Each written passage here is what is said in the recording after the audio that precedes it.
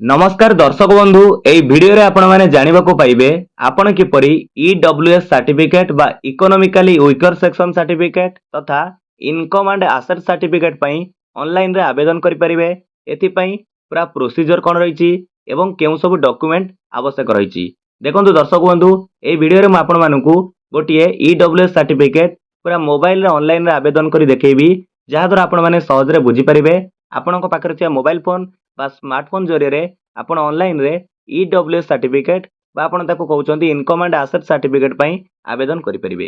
तेणु चलंतु आपण मानको अनुरोध आपण माने वीडियो को प्रथम रु शेष पर्यंत देखिबे सहज रे बुझी परिबे। जदि कोनोसी जगह रे आपनकर डाउट रहि जाय निहाती भाबरे हमर वीडियो रो कमेंट बॉक्स रे आपण माने कमेंट करिवे जार रिप्लाई देबा पे आपनको मु चेष्टा करिवि कोन डाउट रहिछि तारो डाउट मध्ये क्लियर करिवि। तेणु चलंतु डेरी करिवानी वीडियो को स्टार्ट करि नबा। एथि पई आपनको सर्वप्रथमे जे कोनोसी ब्राउजर ओपन करी गूगल ओपन करबा को पड़िबो। या पर आपण टाइप करिवे ई डिस्ट्रिक्ट ओडिशा। देखंतु एबळे भाबरे आपण टाइप करि नेबे ई डिस्ट्रिक्ट ओडिशा टाइप करी आपण सर्च करिवे। जेतेबेले आपण ई डिस्ट्रिक्ट ओडिशा सर्च करूचंती एटारे आपनको सामने रे फास्ट रिजल्ट आसी जाउथिबो बा प्रथमेटी शो करूथिबो। ए ऑफिशियल वेबसाइट रो नाम होची e-district.odisha.gov.in। ए प्रथम वेबसाइट ऊपर आपण क्लिक कर नियंतु। तारि ऊपर क्लिक कला पर आमे एबे पहुंची गले ई डिस्ट्रिक्ट ओडिशा रो बा गवर्नमेंट ऑफ ओडिशा रो ऑफिशियल वेबसाइट रो होम पेज रे। एठारे देखंतु आपण माने जेतु मोबाइल रे आवेदन करूछंती राइट साइड कॉर्नर को लक्ष्य करंतु। एठारे थ्री लाइन ऑप्शन अछि। ए थ्री लाइन ऊपर क्लिक करंतु। जेतेबेले आपण थ्री लाइन ऊपर क्लिक करूछंती एठारे देखंतु लेफ्ट साइड रे एक ऑप्शन शो हेउतु आपनकू। एठारे लिखा जाईछि लॉगिन CSC/ऑफिशियल यूजर। एहर ऊपर आमे क्लिक करबा। लॉगिन ऊपर क्लिक करूचे। लॉगिन ऊपर क्लिक कला परे या पर एमिति एक पेज टी ओपन हो जाउछि। एठारे से लॉगिन करिया पे कहउछि ई डिस्ट्रिक्ट ओडिशा बा सर्विस प्लस रे एठारे आपनकू लॉगिन करिया पे कहउथिबो। दर्शक बंधु देखंतु जदि आपण पूर्वरु ई डिस्ट्रिक्ट ओडिशा बा सर्विस प्लस रे रजिस्टर करिनांती रजिस्ट्रेशन करिनांती प्रथमे आपनकू रजिस्ट्रेशन करिया को पड़िबो।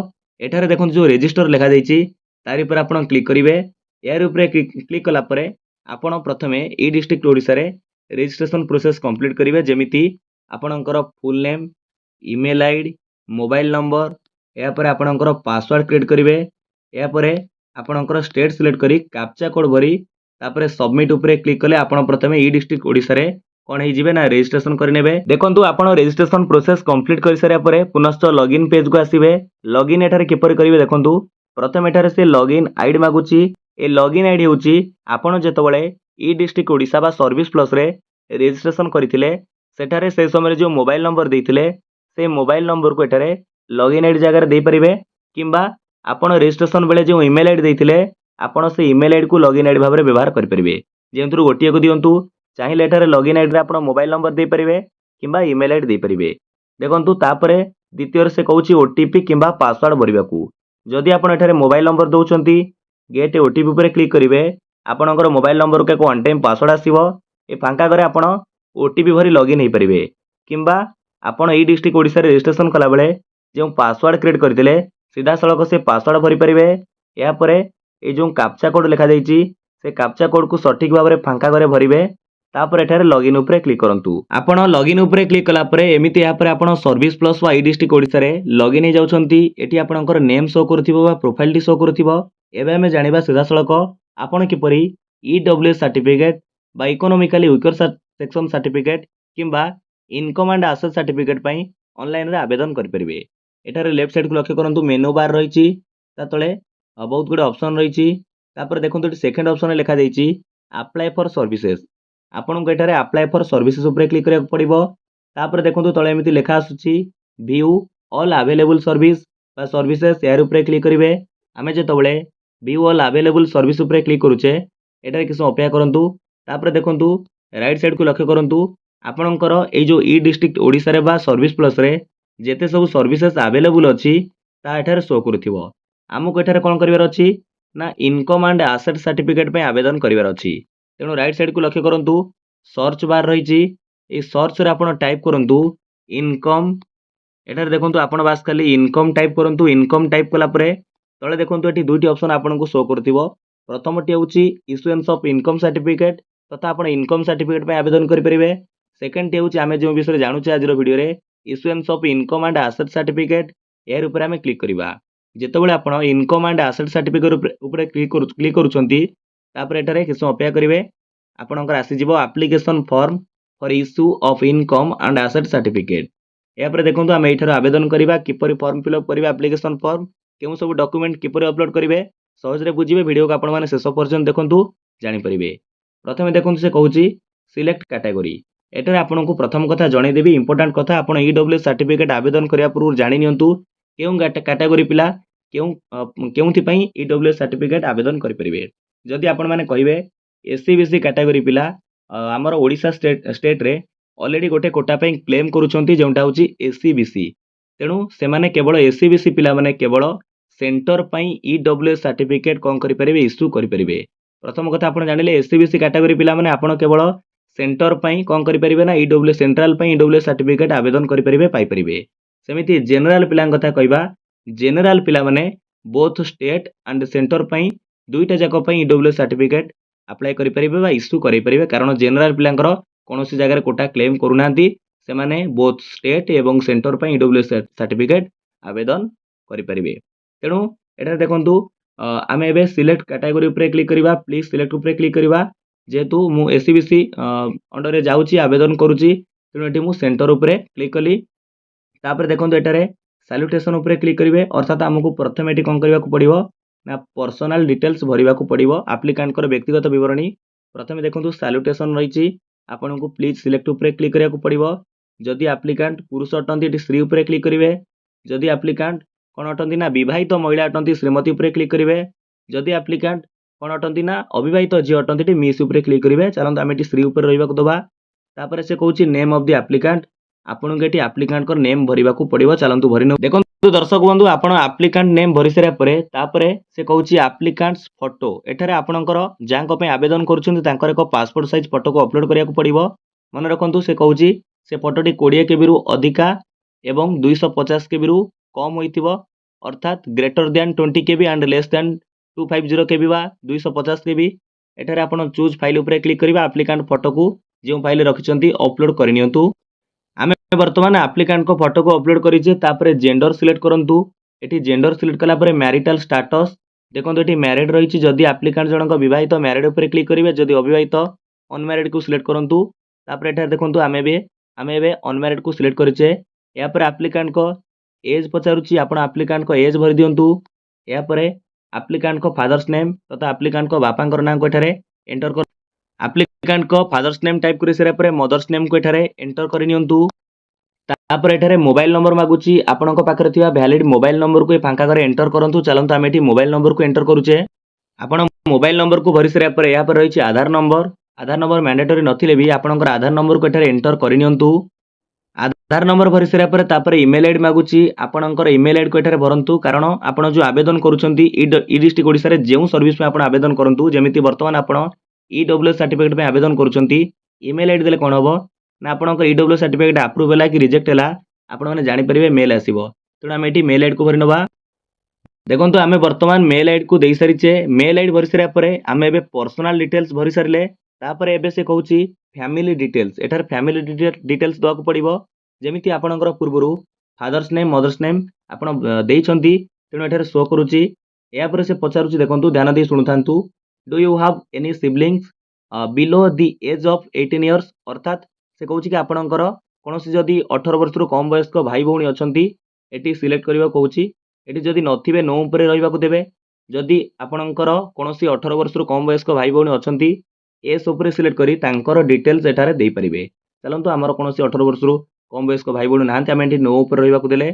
ତାପରେ ଦେଖନ୍ତୁ ରାଇଟ୍ ସାଇଡ଼୍ରେ ସେ ପଚାରୁଛି, do you have any children below the age of 18 years, ଅର୍ଥାତ୍ ଯଦି ଆପଣ ମ୍ୟାରେଡ୍ କୌଣସି ପର୍ସନଙ୍କ ପାଇଁ ଇଡବ୍ଲ୍ୟୁଏସ୍ ସାର୍ଟିଫିକେଟ୍ ଆବେଦନ କରୁଛନ୍ତି, ତାଙ୍କର ଯଦି କୌଣସି 18 ବର୍ଷରୁ କମ୍ ବୟସ୍କ ପିଲା ଅଛନ୍ତି, ତେଣୁ ସିଲେକ୍ଟ ଉପରେ କ୍ଲିକ୍ କରି ଏସ୍ ଉପରେ ରହିବାକୁ ଦେବେ। ତାପରେ ତାଙ୍କର ଡିଟେଲ୍ସ ଦେବେ। ଯଦି ନାହାନ୍ତି ନୋ ଉପରେ କ୍ଲିକ୍ କରନ୍ତୁ। ଏହାପରେ ତଳକୁ ସ୍କ୍ରୋଲ୍ କରନ୍ତୁ। ଏଠାରେ ବର୍ତ୍ତମାନ ଆପଣଙ୍କୁ ପ୍ରେଜେଣ୍ଟ ଆଡ୍ରେସ୍ ଭରିବାକୁ ପଡ଼ିବ, ଅର୍ଥାତ୍ ବର୍ତ୍ତମାନର ଆପଣଙ୍କର ଠିକଣା ଭରିବାକୁ ପଡ଼ିବ। ଆପଣ ଫାଷ୍ଟ ଡିଷ୍ଟ୍ରିକ୍ଟକୁ ସିଲେକ୍ଟ କରନ୍ତୁ, ଜିଲ୍ଲା ବାଛନ୍ତୁ। ତାପରେ ଆପଣଙ୍କର ତହସିଲକୁ ସିଲେକ୍ଟ କରନ୍ତୁ। ଏହାପରେ ଆପଣଙ୍କର ଭିଲେଜକୁ ସିଲେକ୍ଟ କରନ୍ତୁ। ଦେଖନ୍ତୁ ଆପଣଙ୍କର ତହସିଲ ଅଣ୍ଡରରେ ଯେତେ ବି ଭିଲେଜ ରହିଥିବ ତା ଏଠାରେ ଶୋ ହେଉଥିବ, ତେଣୁ ଆପଣଙ୍କର ଭିଲେଜକୁ ଏଠାରେ ଆପଣ ସିଲେକ୍ଟ କରନ୍ତୁ। ଯଦି ଭିଲେଜ ନଥିବ ଏଇ ଲିଷ୍ଟରେ, ଏଠି ଯେଉଁ ଲେଖାଯାଇଛି village not in list, A click your ଫାଙ୍କା ଘରେ କ୍ଲିକ୍ କରି ଟିକ୍ କରି ଆପଣଙ୍କର ଭିଲେଜ ନେମ୍କୁ ଆପଣ ମ୍ୟାନୁଆଲି ଟାଇପ୍ କରିପାରିବେ। यापर आपणकर आरआई सर्कल को सिलेक्ट करंतु तापर आपण पोस्ट ऑफिस पुलिस स्टेशन एवं पिन कोड को भरी दियंतु। देखंतु दर्शक बंधु आपण माने प्रेजेंट एड्रेस भरी सारा परे यापर आपणको परमानेंट एड्रेस भरिबा को कहूची। परमानेंट एड्रेस होची आपणकर स्थायी ठिकाना जेमिति एटारे स्टेट ऑलरेडी ओडिशा सिलेक्ट होई अछि। यापर से पचारुची सेम आज present address eighty please select उपरे क्लिक करंतु। जदि आपणकर जे पूर्वरु प्रेजेंट एड्रेस देले जदि आपणकर present address T permanent address सहित समान अटे तो ये आप एस उपरे क्लिक करेंगे। एटारे ऑटोमेटिक आपणकर प्रेजेंट एड्रेस जहाँ भरी ताठारे फिलअप हो। जदि आपणकर प्रेजेंट एड्रेस बा वर्तमान ठिकाना परमानेंट एड्रेस बा स्थायी ठिकाना सहित समान नुहे ये आप नो उपरे क्लिक करी आपण को पुणी परमानेंट एड्रेस को भरवा को पड़ो। तेणु एठार आमर प्रेजेंट एड्रेस सहित परमानेंट एड्रेस समान अटे तेणु एठार आम एस उपरे क्लिक कले। यापर तलू स्क्रॉल करंतु। यापर से पचारुची इज सबमिटर सेम आज एप्लिकेंट जदि कौन 18 वर्ष रु अधिक वयस्क आप्लिकांट को आप ईडब्ल्यूएस सर्टिफिकेट आवेदन करुँच निहाती भाव में तो ये आप एस उपर रही देवे। तापर जदि आप 18 वर्ष कम वयस्क पिला कार ईडब्ल्यूएस सर्टिफिकेट आवेदन कर नो उपरे क्लिक कर गाइडलाइन नेम दे पारे। यापर तलू स्क्रॉल करंतु। एबे इंपोर्टेंट कथा देखंतु से कहूँ annual income details of the preceding financial year of the family income. बर्तमान आपको आपनकर फैमिली एनुअल इनकम को जनइबा को पड़िबो। देखो एठारे प्रथमे कौन करेंगे मन रखु आप पूर्वर इनकम सर्टिफिकेट आवेदन करेंगे आपण पाखे जो इनकम सर्टिफिकेट अच्छी से इनकम सर्टिफिकेट रे जेमिति इनकम सोर्स पड़ी से भाव में आप इनकम सोर्स को प्रदान करूँ। जमीती जदि आपणकर इनकम सर्टिफिकेट रे सैलरी इनकम केते अच्छी से आप पकेबे बिजनेस इनकम जी थी ता पकेबे इनकम सर्टिफिकेट रे जो सोर्स रो इनकम शो होतिबो ताहाटे आपण देबे। जदि आपणकर एग्रीकल्चरल इनकम केते थिबो इनकम सर्टिफिकेट रे जेतिकी थिबो सेतिकेटार पकेबे। मन इच्छा किछि आपण टाइप करेंगे ना इनकम सर्टिफिकेट इनकम सोर्स जहाँ शो होइतिबो ताहाटे आपण देबे। चलंतु आमर एठी अदर सोर्स रही एटा देखंतु जो रही अदर सोर्सेस एटी एस उपरे क्लिक करवा। देखंतु दर्शक बंधु जदि आपण एठारे अदर सोर्स को सिलेक्ट करूछंती एठारे देखंतु जो प्लीज स्पेसिफाई लिखिछि अर्थात आपण जो अदर सोर्सेस सिलेक्ट कले केउ सोर्स रो इनकम आपण को जणैबा को पड़िबो। जेमिति मो एठारे डेली वेज लेबर देखंतु सिलेक्ट करूछि बा टाइप करनौ अर्थात आमर दिन जो मजूरी से आमर जहाँ इनकम हो अदर सोर्स इनकम सर्टिफिकेट पड़ी तेणु डेली वेज लेबर मुझे सिलेक्ट कली एवं आपणकर एनुअल इनकम केते ए जो अदर सोर्स आप स्पेसिफाई कले जेमिति मुझे डेली वेज लेबर सिलेक्ट करिछि सेथिरे आमर इनकम सर्टिफिकेट रे जेते पड़ी ताहा आपन को टाइप करिया को पड़िबो। तेणु देखंतु एटा इनकम सर्टिफिकेट देखिबे से जो इनकम सर्टिफिकेट रे जेउ सब सोर्स शो होइछि लिखा जाइछि सेगुड़ा आपण पकेबे टोटाल आपणकर देखिबो आपणकर एनुअल इनकम देखिबो। तेणु आमर एठार देखंतु डेली वेज लेबर केवल एनुअल इनकम शो होइछि तेणु एठार 75,000 मु टाइप कली ताहाठार टोटाल 75,000 देखौछि। एबे आमे इनकम सर्टिफिकेट दे सारिछे तापर देखंतु सेकंड रे आसुछि एसेट डिटेल्स। एठार देखंतु एसेट डिटेल्स आपण किपर देबे आपणकर टी डाउट अछि। एठी देखंतु प्रथमे लिखिछि एसेट डिटेल्स प्लीज सिलेक्ट उपरे क्लिक करिवे। एठारे प्लीज सिलेक्ट उपरे क्लिक कला परे एमिति ऑप्शन आसी जिवो एग्रीकल्चरल लैंड आपणकर देखंतु agricultural land residential flat residential plot in urban area किंबा से लास्ट अच्छी residential plot in areas other than the urban area अर्थात आमर जो रेसिडेंशियल घर आमर अच्छी ताहा आमर रूरल एरिया अच्छी। तेणु फोर्थ नंबर जो ऑप्शन अच्छी residential plot in areas other than the urban area या आम सिलेक्ट करवा। एटारे आमे जो सिलेक्ट कले आमर जो रेसिडेंशियल प्लॉट अच्छी फ्लैट प्लॉट अच्छी आमर जो रूरल एरिया रहिला तार एरिया केते आमको दबाको पड़िबो। से जो रेसिडेंशियल प्लॉट रो आपण एरिया देबे तार देखंतु आपण मेंशन करि परिबे चाहिले एकर रे किंबा स्क्वायर फुट रे आपण देई परिबे। एठार देखंतु आपणकर प्रथमे एरिया टाइप करंतु केते एरिया आपणकर अछि ता आपण एठारे टाइप करिवे। एरिया मेंशन करि सरा परे जेमिति मु एठी स्क्वायर फुट रे दबाको चाहूची तो मु एठारे हमर एरिया को जणाई देली केते एरिया रहउची। या पर से कहूची आपणकर यूनिट सिलेक्ट करिवे। जदि आपण एठी एरिया को एकर रे देथिबे एठी आपण प्लीज सिलेक्ट ऊपर क्लिक करी एकर को सिलेक्ट करिवे। जदि आपण एरिया को स्क्वायर फीट रे देथिबे स्क्वायर फीट सिलेक्ट करिवे। जदि स्क्वायर यार्ड रे देथिबे स्क्वायर यार्ड सिलेक्ट करिवे। आमे जेतु स्क्वायर फीट रे देइछे हमर जो एरियाटा देली रेसिडेंशियल प्लॉट हमर अछि ताहा 1740 स्क्वायर फीट रहिला। आमे ताको एठी सिलेक्ट कले बा एठी टाइप कले तापर एठारे आमे एसेट डिटेल्स देई सारिछे जेमिति टोटल स्क्वायर फुट से शो करूछि 1740 स्क्वायर फुट। या पर आपण तळु को स्क्रॉल करंतु तापर देखंतु प्लेस एठी टाइप करंतु आपणक विलेज नेम को टाइप करि नियंतु। यापर आपणकर जो फांका घर रहा ये एग्री करूँ टर्म एंड कंडीशन ये ओके करूँ एग्री करूँ टिक चिन्ह दिंतु तापर आपणकर तहसिल ऑफिस शो होउथिबो यापर आपको वार्ड वेरिफिकेशन करने को पड़ो तापर देखो आप चाहिए ड्राफ्ट सेव करेंगे कि सीधा सड़क सबमिट उपर क्लिक करी एठार लिखा जाए सबमिट आपण सबमिट उपर क्लिक करेंगे। चलते आम ये सबमिट उपर क्लिक करुचे सबमिट उपर क्लिक कलापर किस समय प्रोसेसिंग नब तापर देखो आपको ये अपेक्षा करने को पड़ो आ गए नुआ पेज ओपन होपर देखूँ ये जहाँ सब आप भरी आप चाहिए एठार टिके देखिपारे जहाँ डिटेल्स देते ठीक अच्छे कि नहीं आउ थे चेक कर नियंतु भल हम तापर आप तलू स्क्रोल करूँ जदि भूल थी किसी बरणी भूल देते एडिट उपर क्लिक कर आपंकर को एडिट करेंगे किंबा जदि सठिक बरणी देते अटैच आनेक्सर उपर क्लिक करूँ बर्तमान आम अटैच आनेक्सर उपर क्लिक करेचे यापर किस समय पर प्रोसेसिंग नहीं एमती आउ गोटे पेज टी ओपन होठार आपको डॉक्यूमेंट्स अपलोड करने को पड़ो ध्यान दे शुणु था आपड़ क्यों सब डॉक्यूमेंट अपलोड करेंगे। प्रथम देखो रही डॉक्यूमेंट्स टू बी अटैच्ड एटी मैंडेटरी अच्छी स्टार मार्क अच्छी ये डॉक्यूमेंट को आपको अपलोड करने को पड़ो तेणु एठार आप कौन करेंगे सिलेक्ट उपर क्लिक करूँ सिलेक्ट उपर क्लिक कलापर एठार आपणकर आधार कार्ड को सिलेक्ट करूँ आधार कार्ड को सिलेक्ट कलापर ये चूज फाइल उपर जाई आपणकर कौन करेंगे ना जहाँ नाम EWS सर्टिफिकेट पकाउछंती बा income and asset certificate apply करुछंती तांकर कौन करेंगे आधार कार्ड सहित आप कौन करेंगे ध्यान दे शुणु था जदि आपणकर जो जमी पट्टाटी से जमी पट्टाटी आपणकर बापांकर नाँ रही आपड़ ये आप्लिकांट को केवल आधार कार्ड को PDF रे सेव करी आप अपलोड करदेवे जदि आपणकर जमी पट्टाटी आपणकर जेजेबापा नाँ रही आप्लिकांट को जेजेबापा नाँ रही से क्षेत्र में आपको कौन करा पड़ो ना आपणकर आधार कार्ड बा आप्लिकांट को आधार कार्ड एवं ता सहित आप्लिकांट को बापांकर आधार कार्ड को गोटे PDF रे मर्ज कर अपलोड करने को पड़ो किंतु सेठी आपको ध्यान देवा पड़ो आपणक आधार कार्ड रे आपणकर बापांकर नाँ रही एवं आपणक बापांकर आधार कार्ड रे तांकर बापांकर नाँ अर्थात जमी मालिकों नाँ रही सेटा आपको ध्यान देवा पड़ो ये चूज फाइल उपर सिलेक्ट करूँ जो फाइल रे आपणकर आधार कार्ड को सेव कर रखिंट अपलोड करनियंतु आपण आधार कार्ड को अपलोड कर सारापर यहाँ देखूँ आ गोटे डॉक्यूमेंट को आपको अपलोड करा पड़ो ये कॉपी ऑफ ROR लिखा जाइए सिलेक्ट उपर क्लिक करेंगे कॉपी ऑफ ROR को सिलेक्ट करेंगे चूज फाइल उपर क्लिक करूँ आपणकर जमी पट्टाटी को अपलोड करनियंतु आपण जमी पट्टाटी को अपलोड कलापर यहाँ आपको आ गोटे डॉक्यूमेंट को अपलोड करा पड़ो प्रूफ ऑफ एग्रीकल्चर इनकम अर्थात आप जो आवेदन करिया बेले फॉर्म फिलअप बेले जो एग्रीकल्चर इनकम देले ताटी सिलेक्ट करेंगे प्रूफ ऑफ एग्रीकल्चर इनकम उपर क्लिक करूँ एटारे एग्रीकल्चरल इनकम को जो चूज फाइल उपर क्लिक करी क्यों डॉक्यूमेंट अपलोड करेंगे ना आपणकर इनकम सर्टिफिकेट को अपलोड करूँ एटारे देखो proof of agricultural income select करेंगे चूज फाइल को जिवे आपणकर इनकम सर्टिफिकेट को जो फाइल सेव कर रखिंट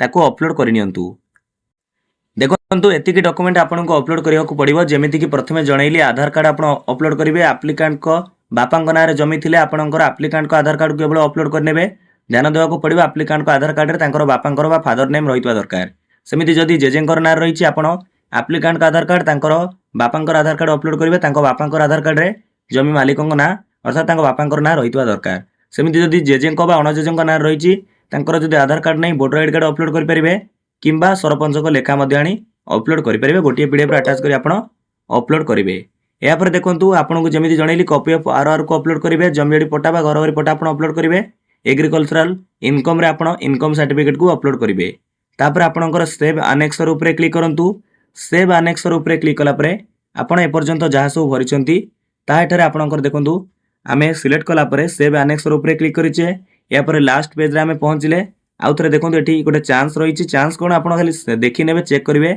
जदि सब डिटेल्स ठीक देते आप सबमिट उपर क्लिक करेंगे सबमिट उपर देखो ये आम क्लिक करवा सबमिट उपर क्लिक कलापर आम आप्लिकेशन टी कौन हो ना सेव हो चलतु मुझे सबमिट उपर क्लिक करुच्ची देखो बर्तमान आम सबमिट उपर क्लिक करवा सबमिट उपर क्लिक कलापर आम जो EWS सर्टिफिकेट बा इनकम एंड एसेट सर्टिफिकेट पे आवेदन कले ताहा एबे आम सफलतार सहित आवेदन करिचे एटार आमर एक एक्नॉलेजमेंट स्लिप फॉर्म डाउनलोड हो जाउची एटार देखंतु आपणकर जो EWS सर्टिफिकेट जदि इश्यू हम तो तार नंबर कौन रही आप देखी पारे एटार से नंबर आपको मिल जाउची केउं दिन आवेदन करिसेंती ड्यू डेट देखो आपको शो करुथिबो केउं दिन सुधा केते तारीख सुधा आपको ये सर्टिफिकेट इश्यू हो जमी मोर 23/10/2025 शो करुच्ची यार भितर मोर सर्टिफिकेट हो आपंकर ड्यू डेट शो करुथिबो एभली आपंकर एक्नॉलेजमेंट स्लिप को आप कौन करेंगे प्रिंट काढ़ी पारे कि PDF फॉर्मेट रे सेव करेंगे।